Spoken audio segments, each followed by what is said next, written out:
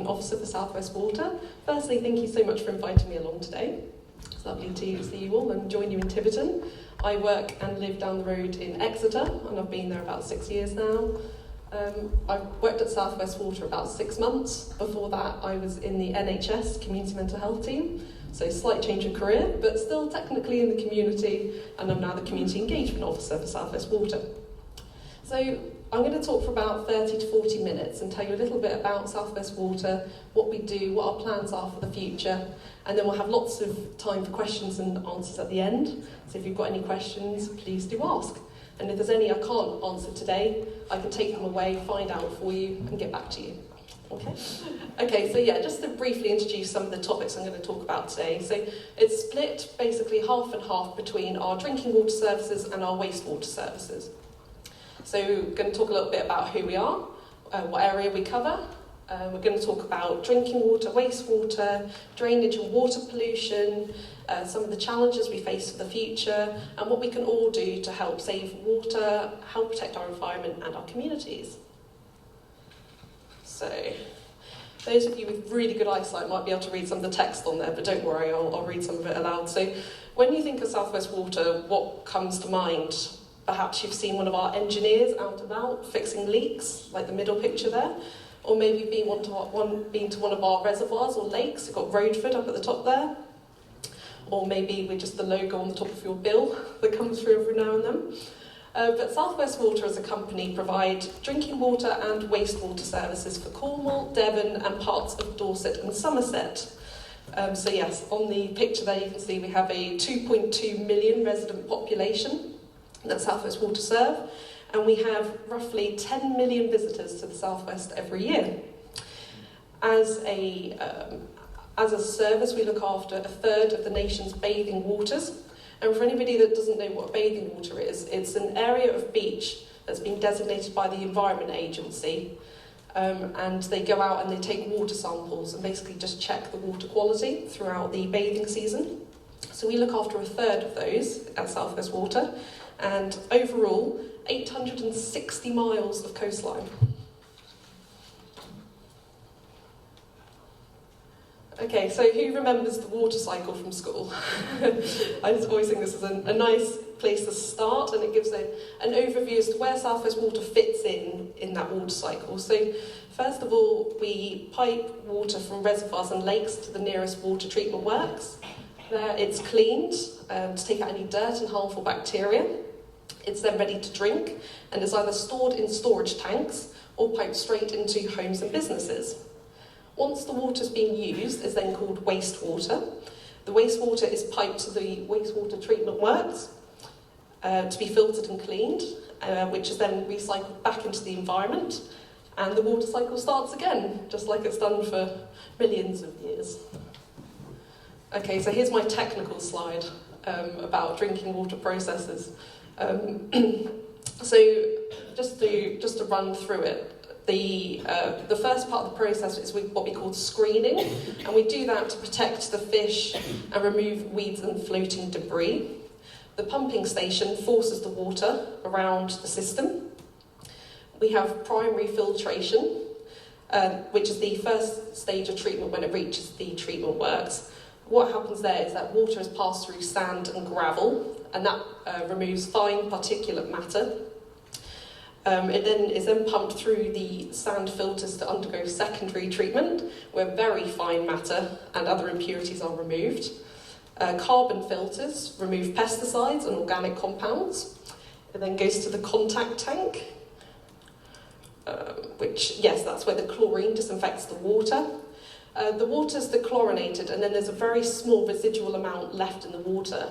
And we do that to meet our regulator standards, so that when the water's left the treatment works and is going all the way through the pipes to reach your home, it doesn't pick up any bugs or anything along the way. So it just keeps the water clean from the treatment works to the home.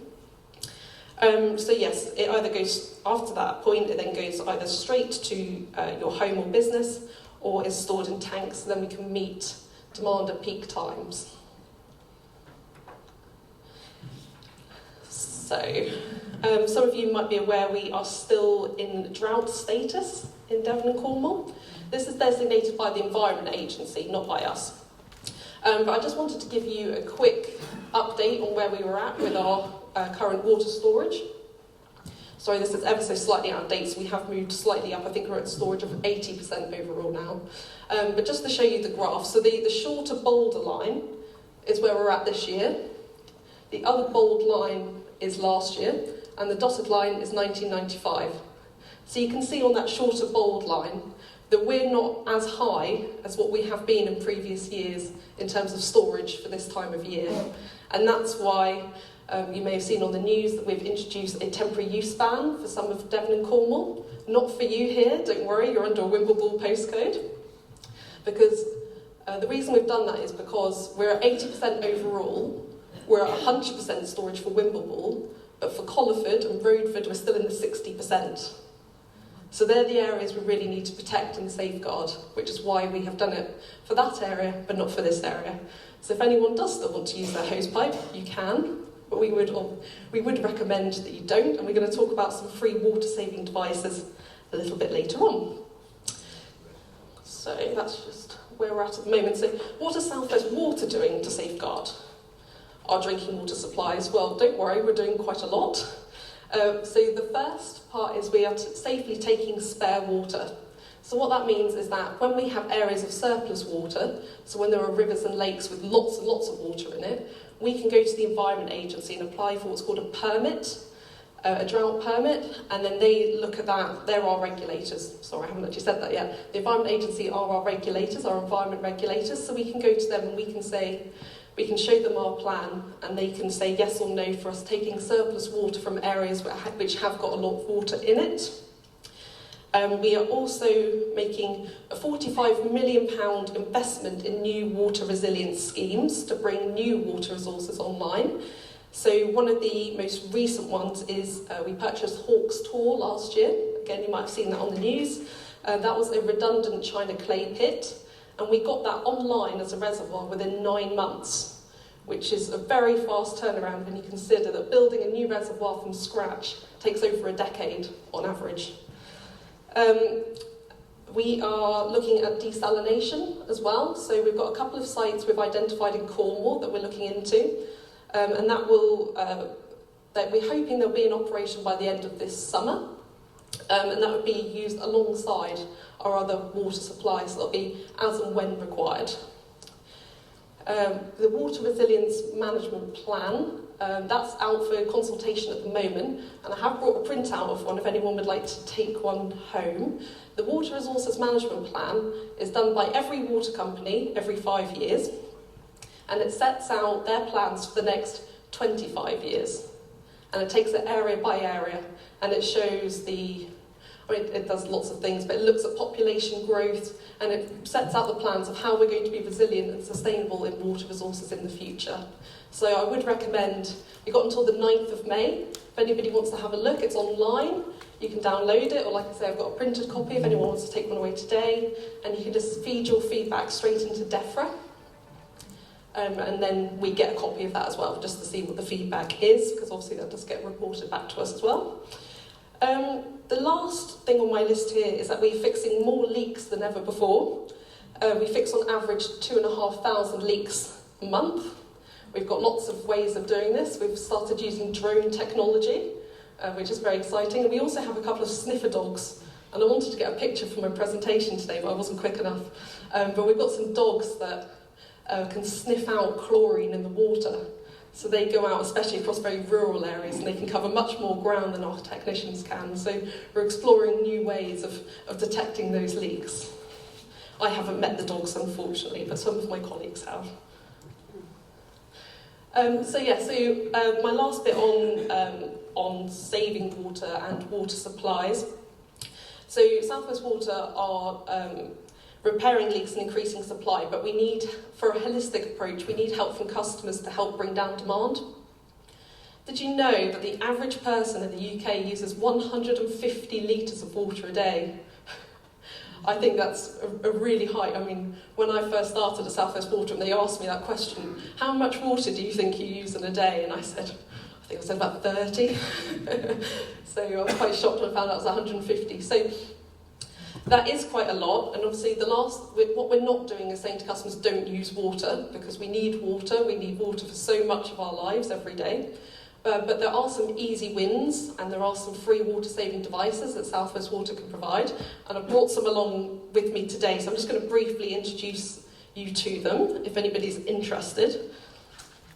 So the first, we have a shower head, a water-saving shower head.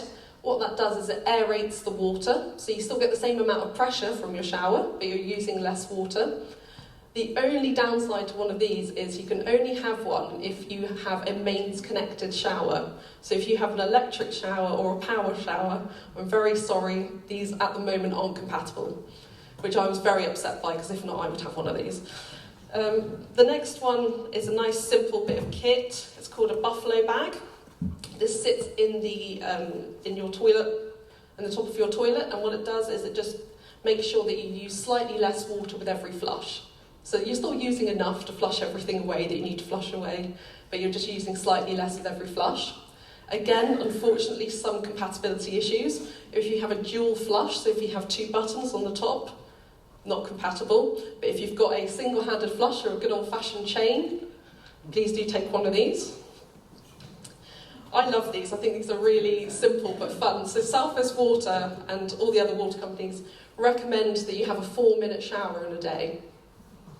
That's the set amount, don't ask me why. I must admit I've probably got about an 80% success rate. I have got one of these. And yes, it's got like a little sucker thing so you can put it on your shower wall of tile or glass, and you can just turn that, and it'll give you a good idea as to see how long you're in the shower for. Also, if you don't want to use it for your shower and you want to time anything else for 4 minutes, do feel free to take one of these as well. They are quite handy, dual use, multi-use. And then the last one I've got here today is some tap inserts, which can go on your kitchen tap. And again, it's a similar idea to the shower head, and that it aerates the water, so you're just using slightly less water.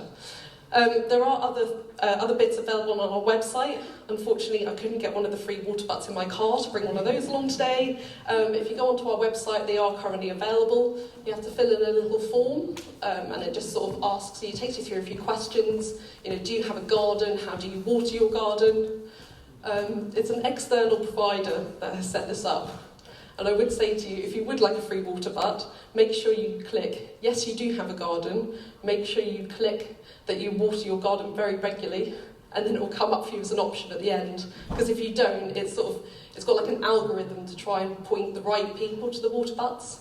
So, you know, I would just sort of recommend that when you go through the questions, make sure you are generous with the number of hours that you water your garden for every week.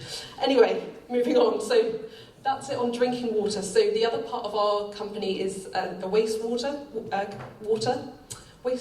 company. So wastewater isn't just from sewage from domestic properties, but it also includes surface water runoff. So actually 95% of the water that reaches our sewage treatment works is water, 95%. But we have to capture all of it to treat the 5% of sewage. So again, a bit of a technical slide, it's a bit shorter than the last one, just to introduce you to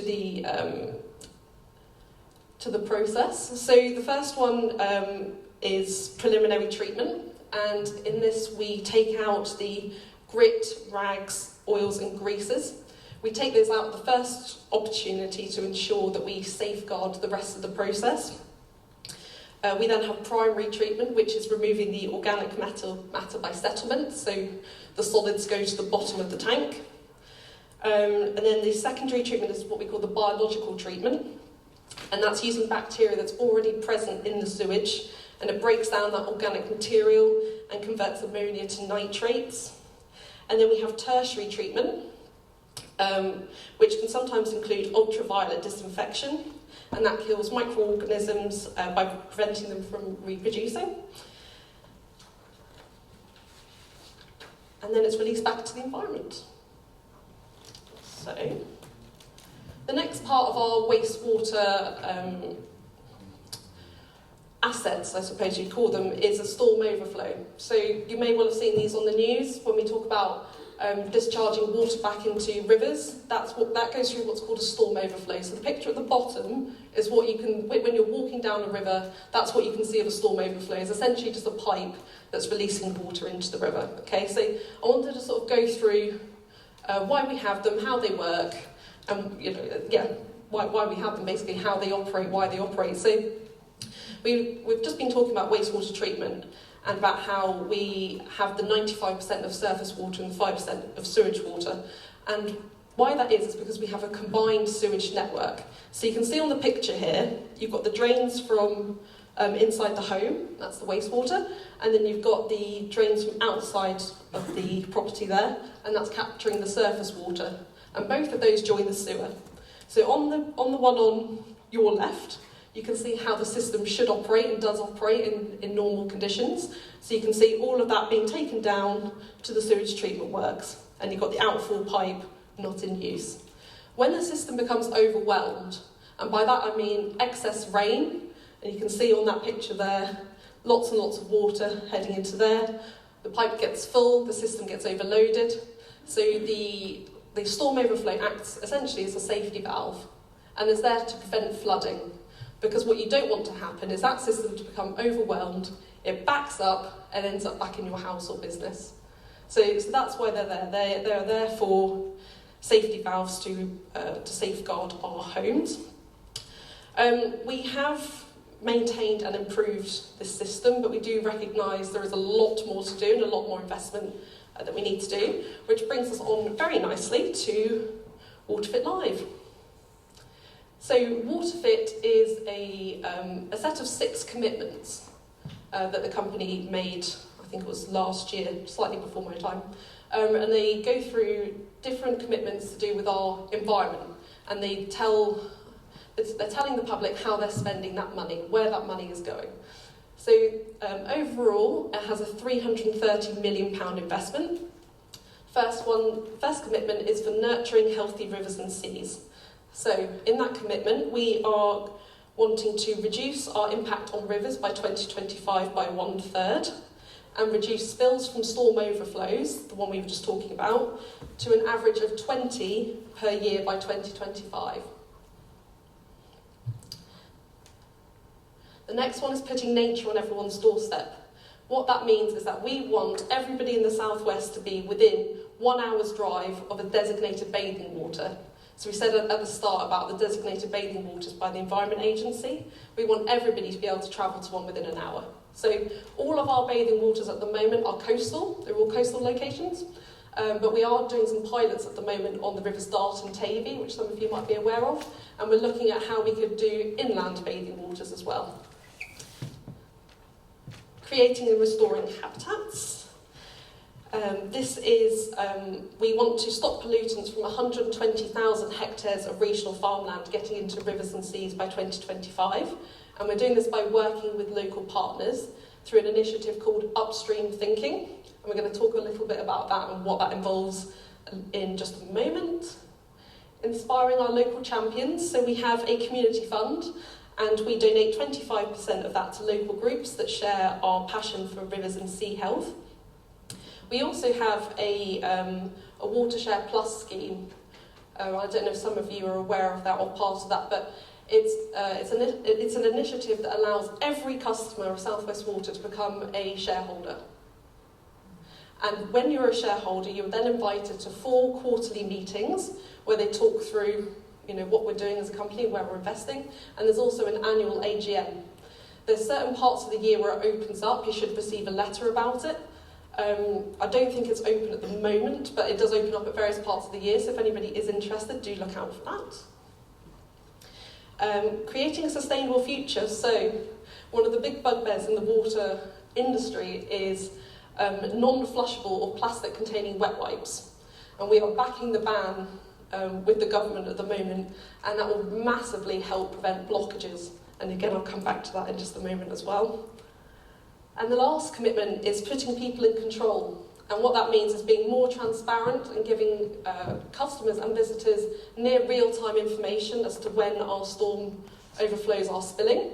And that brings us on very nicely to WaterFit Live, where we're doing that. So Some of you may have seen this already or been on our website to have a look, but for those that don't know, WaterFit Live is brand new. It was launched last year, and it's designed to give the public that information, so both historical and current information on our wastewater performance for all of the designated bathing waters in the region. So we have 96 of them which are or can be affected by storm overflows, and we have 54 what we call static bathing beaches. So what the Environment Agency do is they look at all of these bathing beaches and they tell us which overflows they think could temporarily affect that water quality. So some of them will, some of them won't, but then like I say 96% of them can temporarily affect the water quality.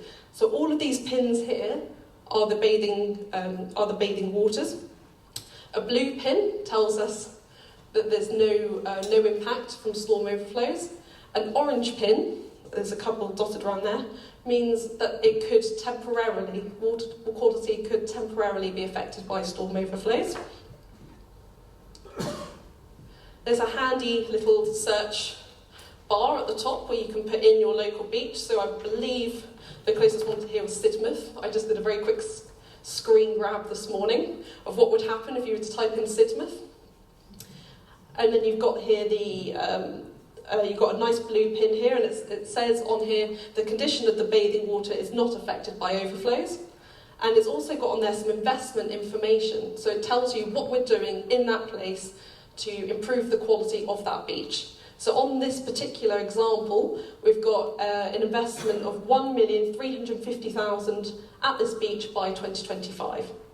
And if you click on that pin for more information, and say this is just an example, it'll do these for all of our bathing beaches.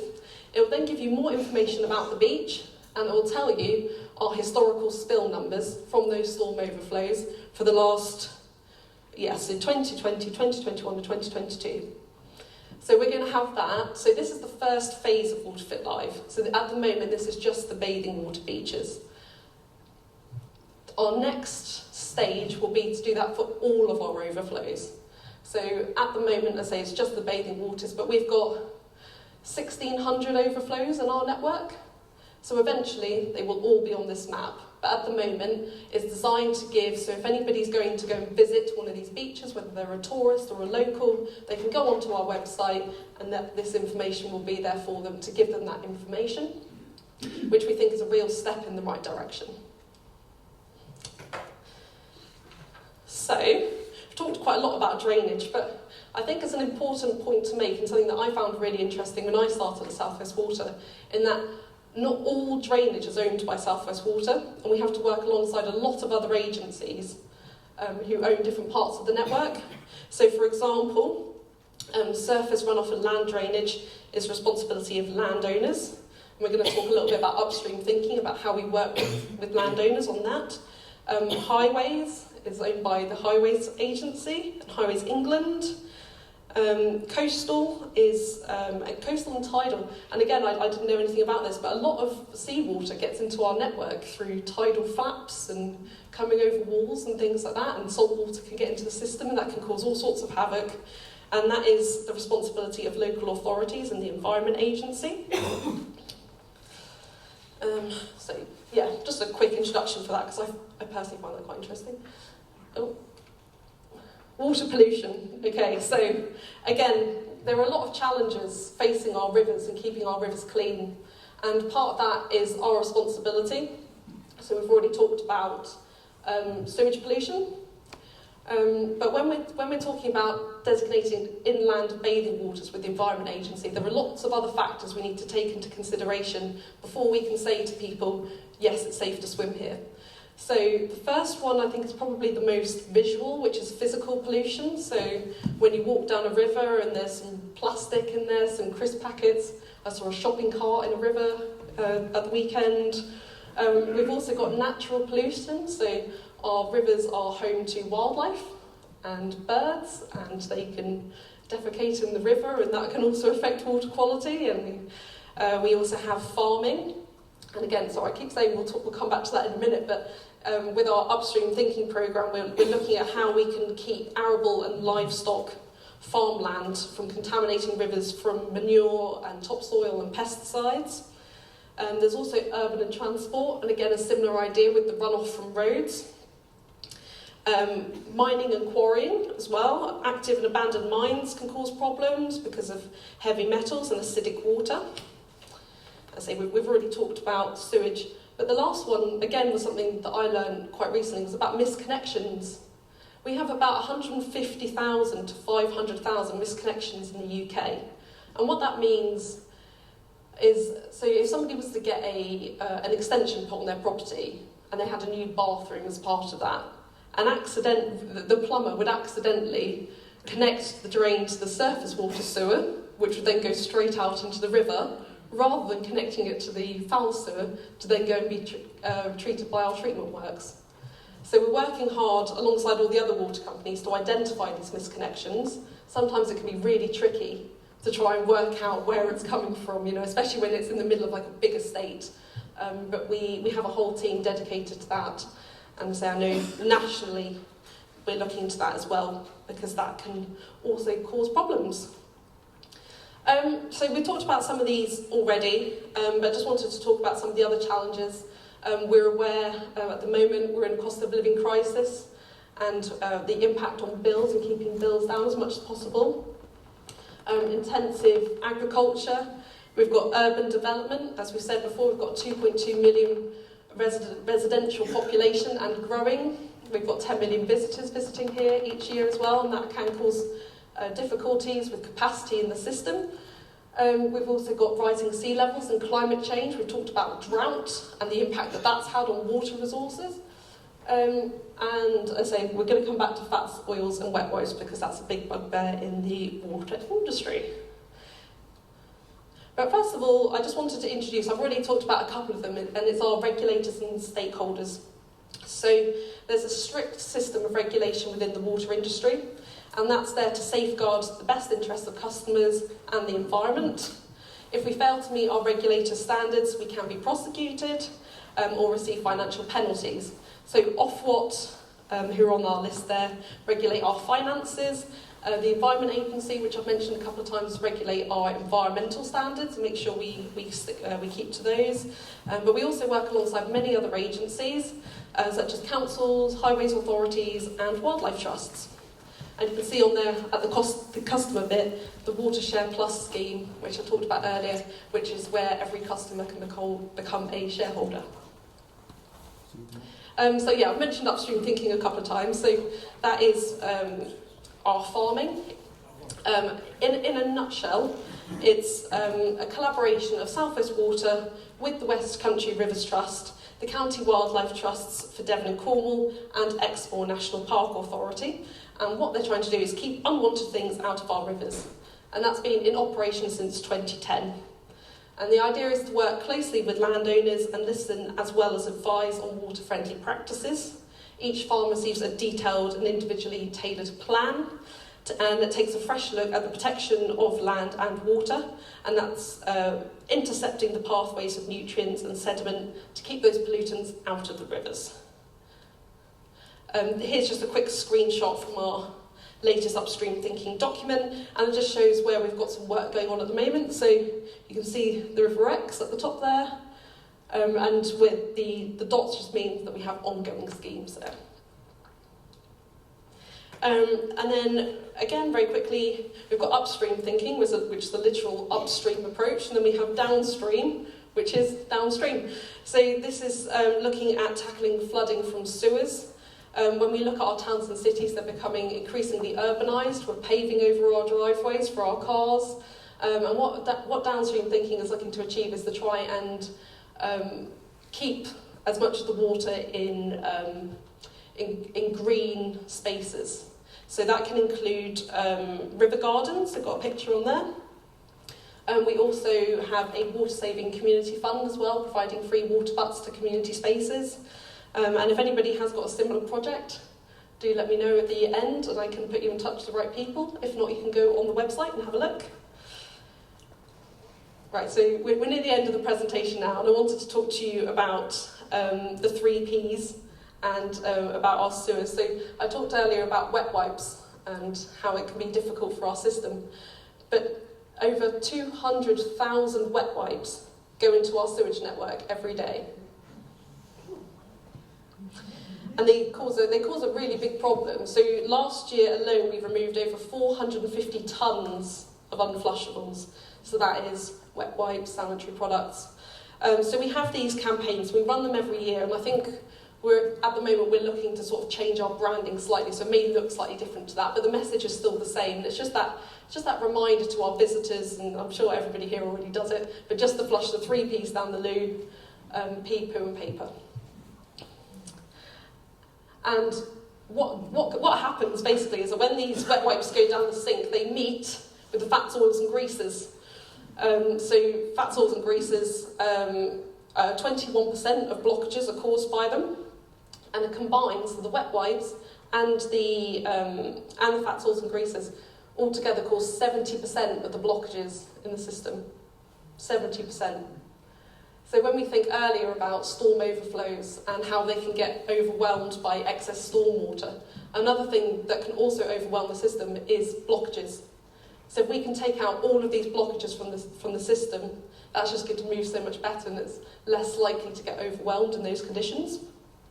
So what we say to customers is, have a little jam jar next to your sink, I'm sure lots of you do it already, and just pour that fats, oils and grease into there, let it solidify, put it in the bin. And that is me. Thank you so much for listening, everybody, and I look forward to taking any questions you might have.